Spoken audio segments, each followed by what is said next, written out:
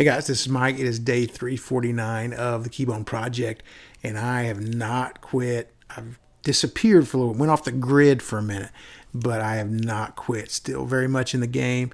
Had some struggles, holidays just beat me up like a pinata. Okay, just being honest with you, and gained a pretty good chunk of weight. I think right around 10 pounds, but back in the game. I anticipate by tomorrow I'll be back into the 350s, jumped into that 360 bird for a little while, but I've been working it like a summer job this week. Got back in the gym, back in the routine, 6:30 every morning in the gym, knocking out elliptical, hitting the weights. And so back in the zone with that, back in the zone with eating the right way, getting my water in, getting plenty of sleep. I've gotten to bed pretty early every day this week, which has helped getting up in the morning. To be honest with you, that's a pretty good combination, right? And so anyway, just want to encourage you. And what I'm learning in this, and what I've learned over this last year, and it's hard to believe that we're closing in on that 1 year mark. But more than losing weight, more than getting healthy and all that stuff, and I'll talk more about that when we get to the end of the 365 deal.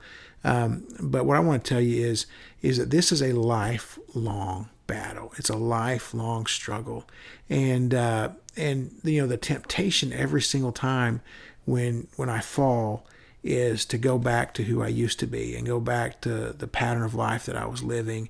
But that's not an option for me. And when you look at this from a spiritual perspective, and if you're a believer, it's not an option for any of us, because this is, and this is what always brings me back when I start to wonder, when I start to move away from what God has done in my life. God just yanks me back and reminds me that this is a spiritual issue for me. And this is not about me being a pastor. This is about me being a child of God.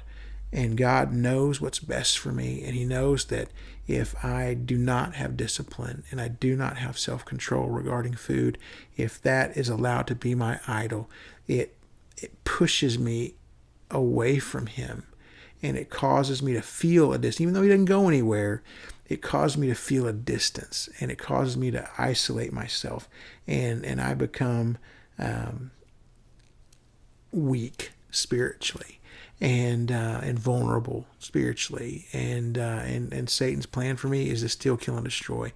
But God's plan for me is that I have life and have it more abundant, and I want to be able to walk in that, and I want to be able to walk in that sweet relationship with God where there is discipline, there is self-control, there's victory over what was meant to hurt me, right?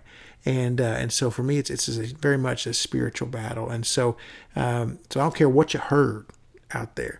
I've not quit. I'm still battling, still fighting, and I want to encourage you to still battle and to still fight. And I don't care if you're in the midst of a terrible slide.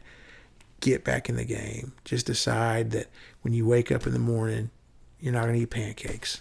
You're not going to go to McDonald's and get a sausage biscuit. That you're going to eat what you're supposed to. You're going to eat right.